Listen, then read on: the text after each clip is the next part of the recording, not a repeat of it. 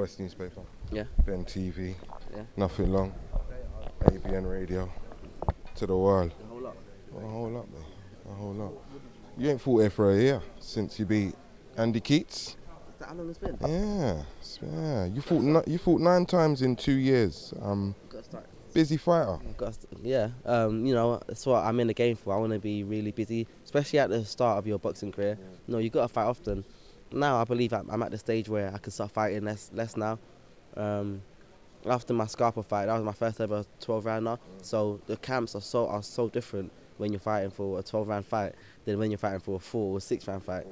So camps are so intense where I believe that now I can fight less times now, and I'm glad because I get more of a rest, can eat more food, enjoy myself, and So after this fight, I reckon I'll be fighting less times. It's a good fight for you, Derry, because I reckon if you beat him, when you beat him, all of that, it's the type of fight that will make people sit up and take note. Yeah, that's seeing it from a fan's point of view, from a boxing fan's point of view. From my point of view, I reckon it's a good fight because after I win this fight, Eddie pays me more money on my next fight. That's honestly how I see it. It's just business, but at the same time, it is entertainment. So I give entertainment and I get something back. Yeah, I mean, a lot of people have misconstrued the way that you carry yourself. I listened to a few of your interviews beforehand. You're all about the dough, looking after your business. The same if you worked in the office, if you wore a suit every day and got on the train. Is that how you see it? That's 100% how I see it. You know, like people get up in the morning, wake up at whatever time to go work. I have to wake up in the morning, and people don't want to go work. I have to wake up in the morning and come here. Really and truly, I don't want to be here. I'll be watching Netflix or chilling something.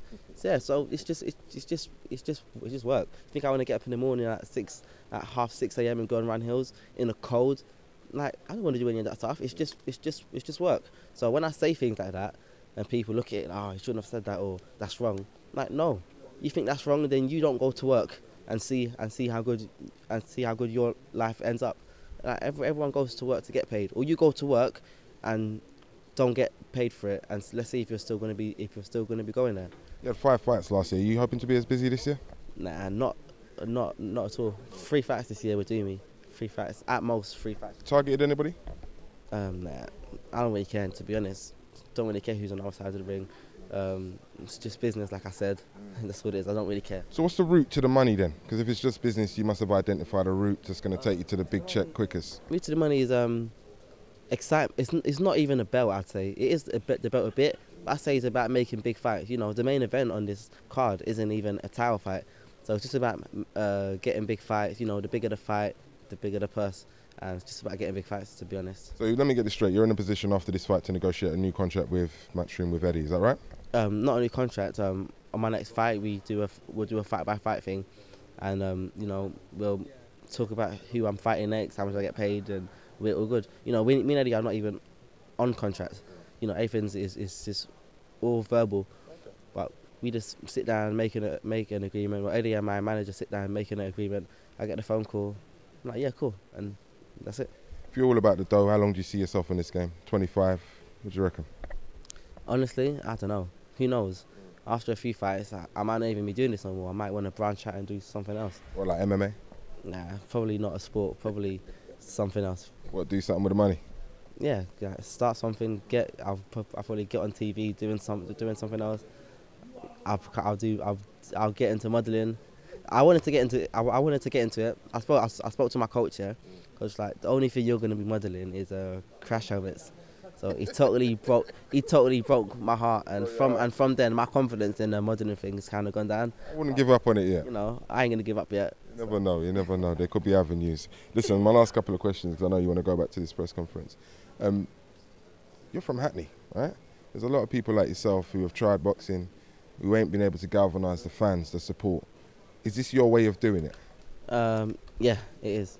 Especially like in Hackney, on your fights, like if you're not signed to Eddie Hearn or to someone big, you got to sell all your tickets to fight on the small shows. When I first turned pro, I was on the small shows, and it was really hard. It was really tough. I spoke so much when I filmed, spoke all the trash in the world. Next thing, I joined the Sims's gym. I got signed to Eddie, but still, I still do it because it still sells fights.